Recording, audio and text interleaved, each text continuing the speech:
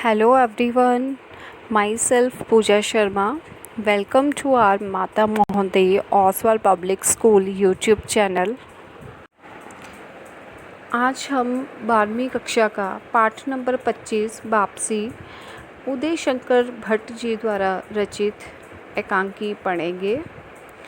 वापसी में मुख्य पात्र के तौर पे राय साहब, उनकी विधवा साली सरोजनी, उनकी बेटी हैं। वापसी जो है वो राय साहब के इर्द गिर्द ही घूमती है। इसमें राय साहब राम प्रसन्न 35 वर्ष तक रंगून में काम करने के बाद स्वदेश लौटे हैं। बर्मा में उन्होंने काफ़ी धन कमाया था, जिसे लेकर वे स्वदेश लौट आए थे। घर उनका कोई नहीं था, अतः वे एक संबंधी के यहाँ ठहरे थे। दिन रात शराब में मस्त रहने के कारण उनका स्वास्थ्य गिर गया। एकांकी का जब पर्दा उठता है तो राय साहब पलंग पर लेटे हैं। उसी कमरे में उनका कैश बॉक्स भी पड़ा है। राय साहब की बेटी अपनी मासी से उनके इस तरह से लेटे होने का कारण जानना चाहती है, तो मासी सरोजनी इसे अपना मंदभाग्य बताती है कि वह राय साहब को शराब पीने से ना रोक सकी। सरोजनी संदूक की चाबियों के गुच्छे की तलाश करती है।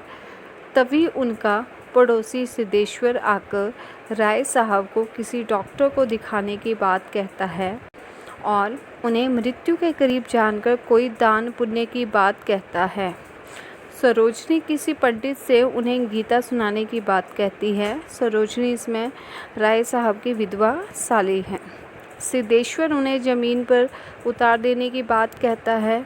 तभी राय साहब के संबंधी अंबिका, उनके भाई दीनानाथ तथा दीनानाथ का साला बंशीधर आते हैं। वे सब राय साहब की मृत्यु निकट देख उनके कैश बॉक्स की चाबियों के लिए आपस में छीना झपटी करते हैं, गाली गलौज करते हैं और सौदेबाजी पर उतर आते हैं। अंत में पता चलता है कि राय साहब नाटक कर रहे थे। वे उठ बैठते हैं और अपने सगे संबंधियों के व्यवहार से निराश होकर बर्मा वापस जाने का निर्णय करते हैं।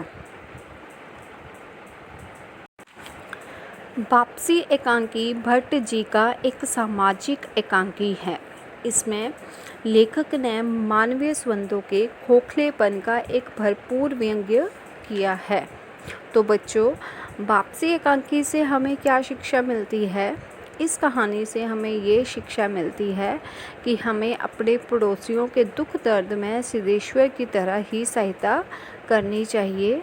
किसी पड़ोसी के बीमार होने पर अपने आराम की परवाह न करते हुए डॉक्टर को बुलाना चाहिए, ठीक है, और उसकी एवं उसके परिवार की जहाँ तक हो सके सहायता करनी चाहिए।